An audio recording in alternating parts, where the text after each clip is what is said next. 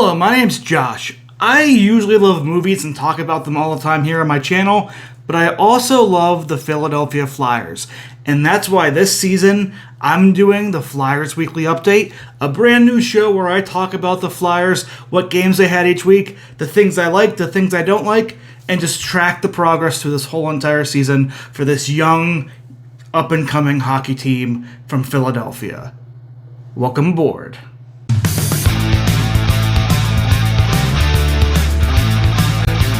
The Flyers pretty much got shafted to begin the season in the fact they have to go on the road all the way to the West Coast playing 3 Canadian teams in roughly 5 nights. 4 nights if I think about it. No, 5 nights. No, 4 nights. 5 nights. 5 nights. 3 games in 5 nights. Now, coming out of those 3 games, they have 1 win, they have 1 loss, and they have 1 overtime loss. There's some things you can like about the start of the season. There's some things you cannot like about the start of the season. There's some things that, it could have gone worse, it could have gone better. Tonight's game I just finished watching was an overtime loss to the Edmonton Oilers, which the Flyers were leading for most of the game, but unfortunately a late goal, a tying goal for the Oilers, and a Leon Draisaitl overtime goal after not tripping call on McDavid, when Travis Sanheim pushed the net, allowed the Oilers to get their first win of the season. And off the bat, let's talk about something that I do like so far this season. The one thing I do like to start the season are the young guns coming in. Lutchenko and Michkov, they both feel like everyday players. Lutchenko brings a lot of speed. I think he brings a lot of just good instincts. I like him on the ice. I feel like he's an impact player on the ice. And Michkov, even tonight, finally getting his first goals in his career. 2 goals tonight against the Oilers on the both on the power play. But he's been making plays, and you've been seeing as a 19-year-old just what type of potential he has with players. I feel like he's seeing the game better than any of the Flyers players when it comes to the offensive end of the ice, and it's so exciting to have a player like that on the team.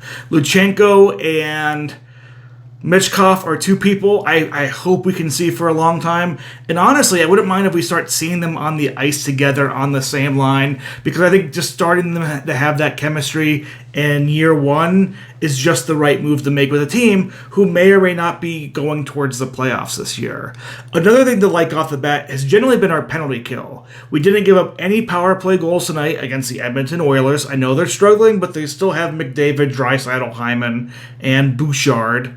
And we didn't give up any power play goals the first game. Now, had a little bit of issues against Calgary, and we'll get more into what the issue might have been during that. But overall, the Flyers' penalty kill looks very solid. And we even got a shorthanded goal from another positive to start the season, Travis Konecny. Konecny has 2 goals already to start the season, a power play goal and a penalty kill goal.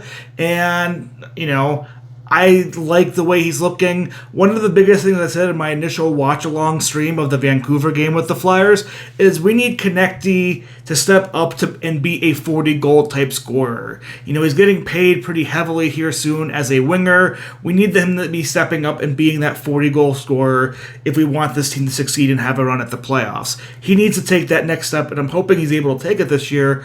2 goals in the first 3 games isn't a bad start, and he definitely had some chances all throughout tonight. He easily could have potentially gotten his 3rd goal of the season tonight. Another positive for me has been Bobby Brink. Bobby Brink just seems to be everywhere on the ice when he's there. 23 years old. He set up a play to Forster in the first game. He definitely also helped set up a play to Farabee in another game after this as well. And tonight he got a great goal that helped put the Flyers back in the lead at the end of the second period. Brink is somebody who I see on the come up, and especially his work on the power play on the second unit.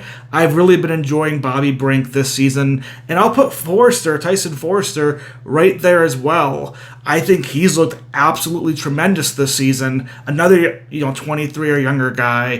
Him playing on the Konecny line, I think has worked really well. With Lutsenko, he's been a great penalty killer overall. And even on the glimpses of the second power play, Forrester has been giving off a lot of chances and even giving passes to people like Farabee who should have buried them easily but weren't able to. Overall, a lot of the young players, Cam York, Drysdale, the rookies, Brink, Forrester, these under 23-year-old players that has the Flyers as the fourth youngest roster, I'm very impressed with to start the season. And it's just a good young core to have, and the more we can keep them playing together, the better that I like them overall. Now, what are some of the negatives that we have right now for the Flyers? Well, first off, it is one game so far against the Flames, but Fedorov did not look very good. He didn't look great at the end of last season coming in, and now that he had a full offseason to prepare, hopefully that was a first game of the season jitters and we start seeing the solid goaltender the Flyers believe in. That gave him a 4-year contract, I believe, to start this season, and not somebody who can't even really rely on as a backup goalie in the NHL. He's tall, he's big, he had great numbers in Russia. Obviously things happened that kind of prevented him from coming over sooner, but he was not what I was hoping to see against the Calgary Flames. I also think Sean Couturier is not showing any good, healthy early season form. He's looking like the same kind of lost aged player that we saw at the end of last season. There's been maybe a couple shines of brightnesses, but for the captain of the team and for somebody that I really want to see needed to be a leader in the team and to be kind of an offensive presence, he very much is beginning to feel like a fourth line center at best. And I don't even know if that's like an at best overall. Ristolainen is still a third line expensive D-man.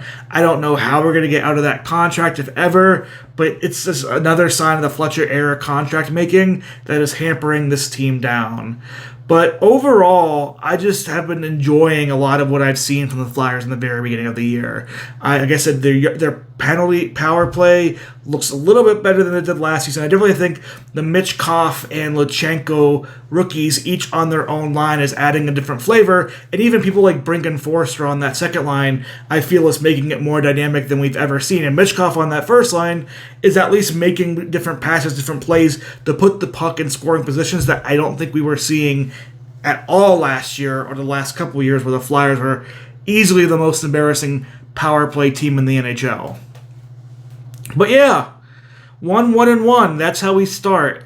Tell me your thoughts on the Flyers start in the comments down below. Again, like and subscribe to go on this journey. I plan to do Flyer watch-alongs on this, on the channel here when I can, and do one of these episodes every week. I think my plan is going to be having it be every Saturday, but I didn't really want to do this Saturday because it was a West Coast game, didn't end till later. I pushed it off to the wait till the Edmonton game. Kind of regret that a little bit now, but just want to welcome everybody to my channel here. If you like movie reviews, check those out. If you just want to stick around for the Flyers, like, subscribe, and let's talk Flyers hockey. This is Josh signing off tonight, and I'll see you during the next Flyers update or the next Flyers live stream of a game. See you around.